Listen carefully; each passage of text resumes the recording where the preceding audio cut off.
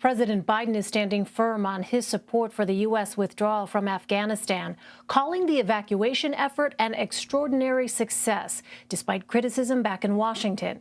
In his first address to the nation since the U.S. military completed its withdrawal, the president said between 100 and 200 Americans are still trying to leave Afghanistan, but that most are dual citizens who previously decided to stay. President Biden thanked fallen service members and said he was left with a simple choice: follow through on the deadline set by former President Trump or send tens of thousands more troops into the country. I was not going to extend this forever war, and I was not extending a forever exit. And for those remaining Americans, there is no deadline. We remain committed to get them out if they want to come out. Yesterday, the United Nations Security Council passed a resolution that sent a clear message about what the international community expects the Taliban to deliver on moving forward, notably freedom of travel, freedom to leave. And together, we are joined by over 100 countries that are determined to make sure the Taliban upholds those commitments. The U.S. military chapter in Afghanistan may be closing, but there is a long, unclear road ahead for diplomacy in the country. The Taliban seems to be best positioned to fill the leadership vacuum after the U.S.-backed government dissolved. The militant group's previous rule was marked by a brutal repression of Afghan citizens. It was the Taliban who aided former al-Qaeda leadership, including Osama bin Laden, while the U.S. military pursued him in the wake of the September 11th attacks. For more, let's bring in Natasha Korecki and Rhonda Colvin. Natasha is a White House correspondent for Politico, and Rhonda is a Capitol Hill reporter for The Washington Post. Welcome to both of you. Natasha, let me start with you. The president attempted to address criticisms following the U.S. withdrawal from Afghanistan. Here's how White House Press Secretary Jen Psaki characterized the president's tone shortly afterward. I'll give you a different assessment of what I saw, which is that he gave a forceful assessment, laid out a forceful case to the American people as to why it was time to wind down a 20-year war that has led to the loss of thousands of lives. And in his view, and I think he made a firm case of this, it's not in our national security interest to be on the ground anymore. So, Natasha, how did he make that case? Well, he was, I wouldn't just say defiant, but he was aggressively defiant. He did lay out, the timeline. Here's the, the May deadline that the U.S. was initially operating under, that Donald Trump had negotiated. He said if he had kept to that timeline, it would have meant much more death and destruction. He said then that it was extended to August 31st. He never did mention that at one point it was September 11th, and he rolled that back. Trying to explain this to the American people, the chief thing he had to do was talk about the exit, because, of course, that's where all the headlines have been, and that is where all the chaos had erupted and deaths and tragedy, right? So he did do that. But he called it a success. He called the exit a success. And I think, the White House has been attempting to focus on the fact that they have, taken part in this historic evacuation, of more than 120,000 people. But we've had 13 military service people die last week. And, it was a crushing blow to the White House. So while he was trying to lay out how did we get to this point, I think he kind of ended up riling critics. I talked to a couple veterans right after the speech, and they were livid. They did not feel as if Biden had taken responsibility, and that he didn't follow through on his commitment that he just made earlier this month, which was we will not leave. The military will not leave until every single American who wants to leave is out. And we know that there's still fewer than 200 U.S. citizens in Afghanistan. Well, Rhonda, former President Trump and his allies have leveled pointed criticism as well, even called for President Biden's impeachment over the Afghanistan withdrawal. How did Mr. Biden characterize his predecessor's role in all of this?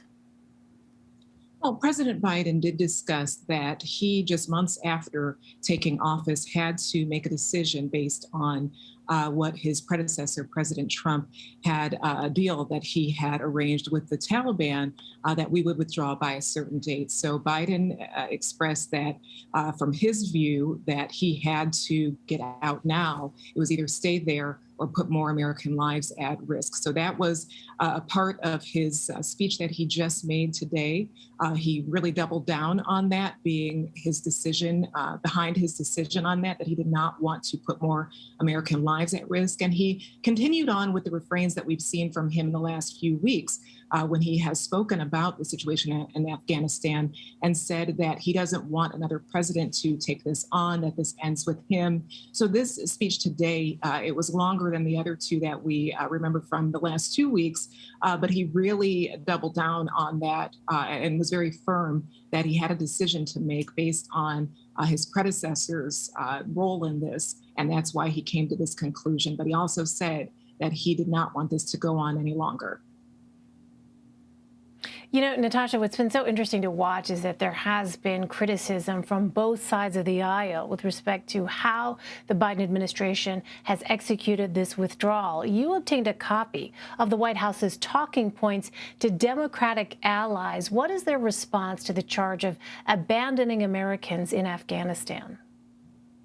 Well, what they're sort of instructing their allies to say in these talking points was essentially they had to make a decision, and they thought the safest decision was to get Americans out eventually was to leave militarily right now. In the talking points, they say that they've been consistent in this. Of course, they haven't been consistent.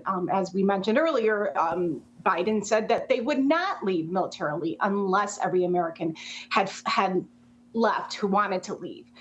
So that remains one of the biggest issues that's going to dog Biden.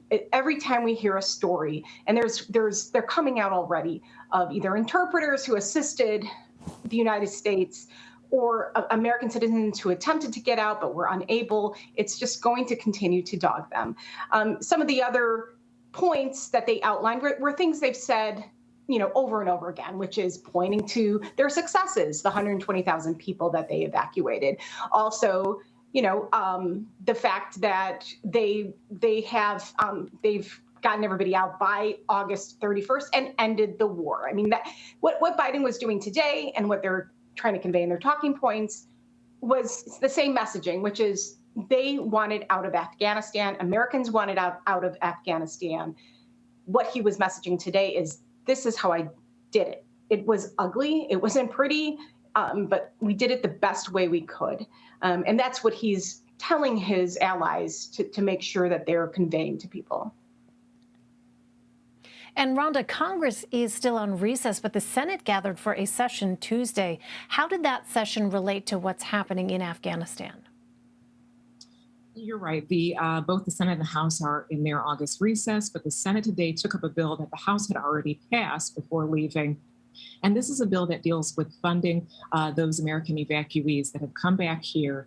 It covers things like they'll need in the short term food, housing, and Ben Cardin, the Maryland senator, was there to oversee the proceedings, but they needed another senator on the floor to bring up this bill. So Kamala Harris said that she would come, and this is very rare for vice president, who we know in this 50-50 Senate is that tiebreaker vote. But she came in her capacity as that Senate president, and she was there for the passage of this bill. So this was something that they said, Ben Cardin told reporters afterward, that was just, she was on board to handle this procedural thing that they needed done. They needed an extra body. Everybody else is out of town. But it also shows that the White House wants a face to be attached to some of these bills that are handling the human element of this evacuation and the fallout from our withdrawal from Afghanistan. So she was there to handle overseeing this bill passage.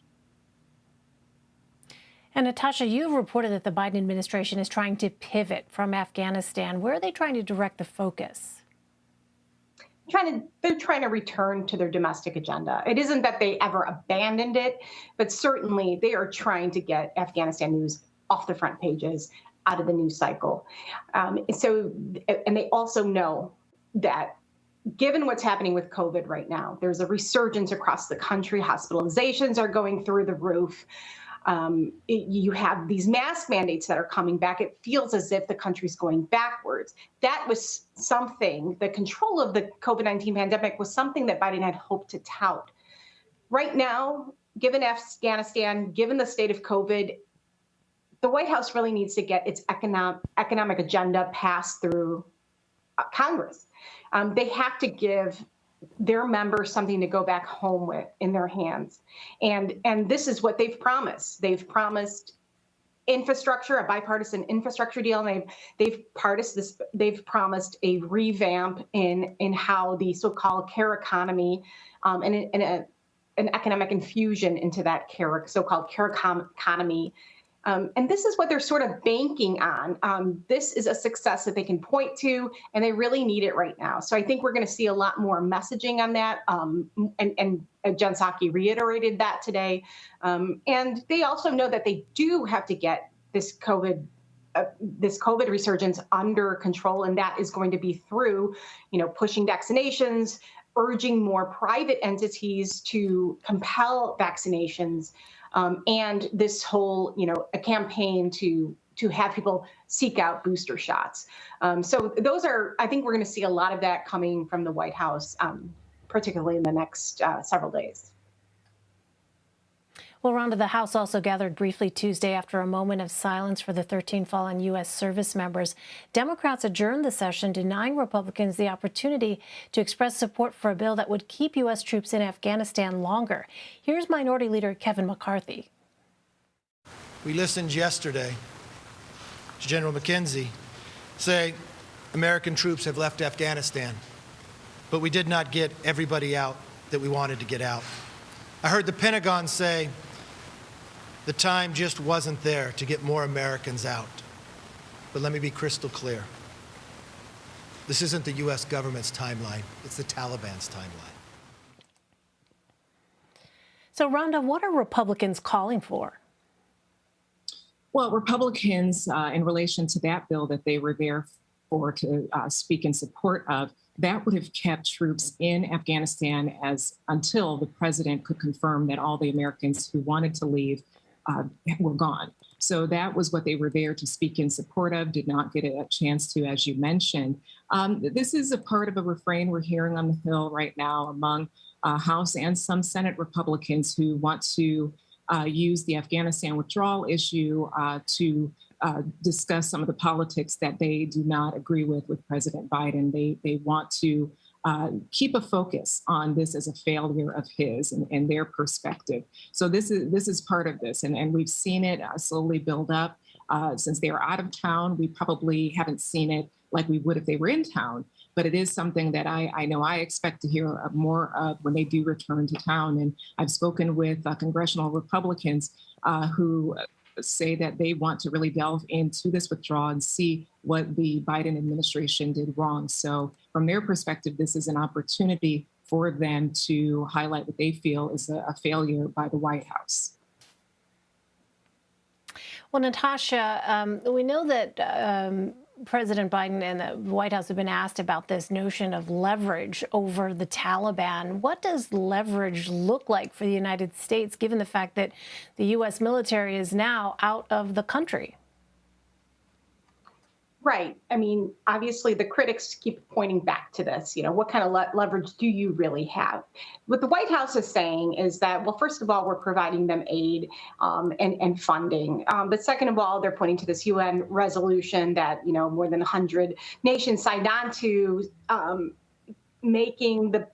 compelling the Taliban to keep their word and allow U.S. citizens to leave, or any Afghans who are rightfully allowed to leave, that they should let them through. So that's really what they're pointing back to. And one other note I just mentioned on some of Biden's remarks today. He I think in the strongest terms we've really heard him. Perhaps we heard Jake Sullivan say this in the past, but in the strongest terms we've heard the president say, "Hey, we warned we warned American citizens 19 times since March. We warned them to get out. And I find that very interesting. And I think there's probably going to be more follow up on that. Were those communications like? Were they as urgent as the administration is saying? And if so, then, you know, what is the situation there? However, we do know that in March and even as recently in July, that the White House was signaling that the Taliban was not going to take over as quickly as it had. They were surprised by this. And you can just point back to Joe Biden's July 8th remarks in which he said this won't be a Saigon moment. So I think that was something notable and a bit new from today's speech. Yeah, it was really interesting to see there was like this point by point almost rebuttal of what the critics had been saying about the Biden administration's handling of this withdrawal. All right, Natasha, Korecki, and Rhonda Colvin, thanks to you both.